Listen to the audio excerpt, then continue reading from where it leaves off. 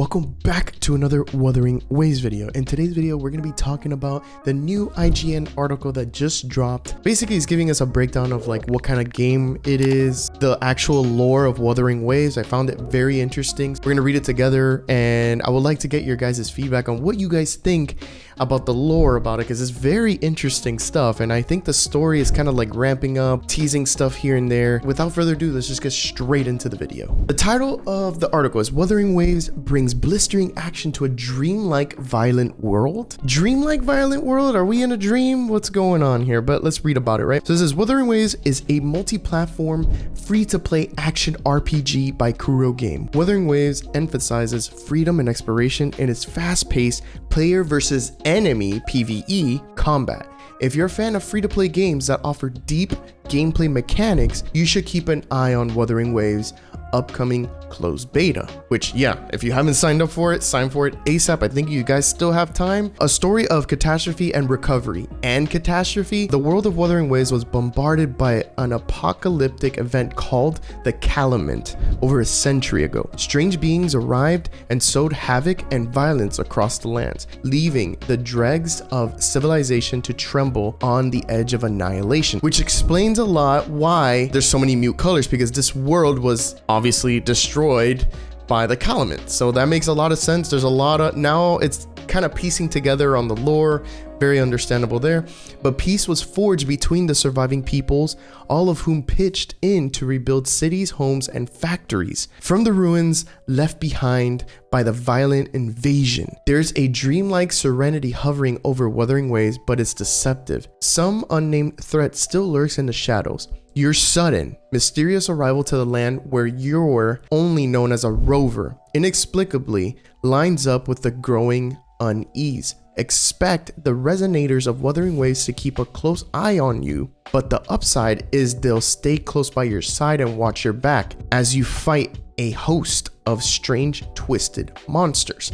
Very interesting. And we get the picture of the dragon. There's a lot of dragon lore I want to know about. They didn't explain it here, but maybe later on we'll get to know more about that. Easy to play, easy to look at. I love that. Wuthering Waves graphics aren't yet developed fully, but already feature large cities and settlements nestled amongst overgrown structures and towering, lush hills and mountains. Both characters and enemies alike are animated while in combat, with dashes, hits, and dodges, all showing off as many details as possible while each one dives in and out of each other attacks. It's such a nice, aesthetically pleasing game to look at. The game looks nice, the environment looks dope, and also the characters are looking super flashy and super strong. Wuthering Waves is a full-bodied RPG that emphasizes interaction in the world. Additionally, you and your rover will have several battle styles at your disposal via the varied Resonators, with plenty of skills to learn and weapons to master.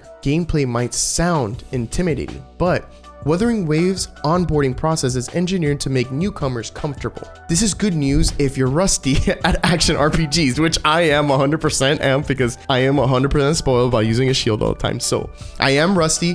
Hopefully I could get into the groove of mastering my action RPG skills again, but let's continue here. So because you shouldn't have trouble finding your footing if you're an old hand at action RPGs, however, there are plenty of fierce opponents and meaty quests for you to seek out in Wuthering Waves' wide world. To me, that already feels like meaty quest.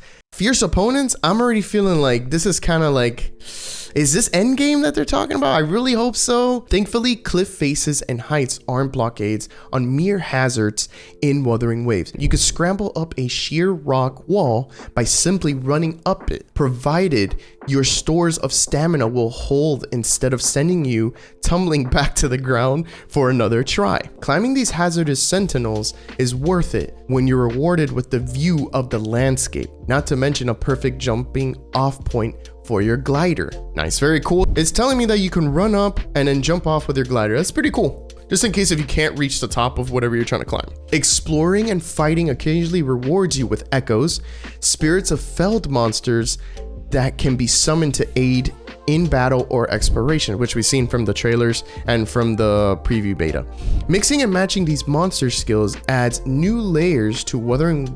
Is that Is that a typo, or are they calling these Wuthering Winds? Okay, now I don't know. You guys gotta let me know in the comments below if that's a typo or not. I don't know. Chasing after monsters for collection purposes is always a draw. Nice. So we already seen this motorcycle guy. If sprinting directly up cliff faces after executing big sword combos sounds like you're kind of fun, sign up for the closed beta test of Wuthering Waves that starts on April 25th. Wuthering Waves is slated for PC and mobile and multi-streaming. Multi-platform testing will be conducted during the beta? Excuse me? Is that insinuating console? I don't know, dude. I don't know. You guys let me know in the comments below. Do you guys think it's gonna be on console?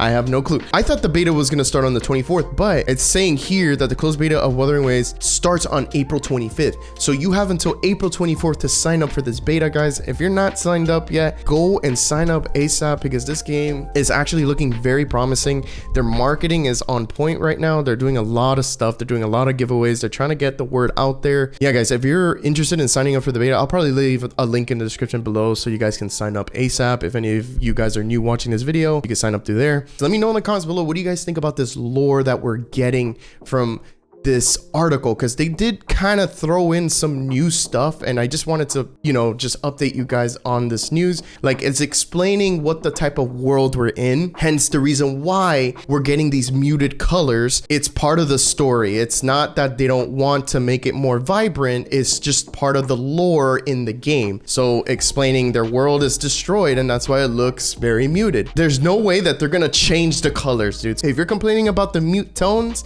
it's not the game for you. I'm just gonna say that because I've been seeing that all over Twitter and all over the place, that people have been complaining about it. I personally like the mute tones. It gives it a different aesthetic, different vibe. I don't think when I actually start playing, I don't really care too much about the environment colors as much. What I care about more is actual gameplay and combat. I want to enjoy myself when I play the game, and I want to challenge. That's the type of player I am when I'm going into this game. The aesthetics are great. I think they look good, but it's nothing to really go crazy about. Thank you so much for watching this video. Leave a comment below, subscribe if you haven't subscribed, if you want to see more Wuthering Waves content, and I'll see you guys in the next one.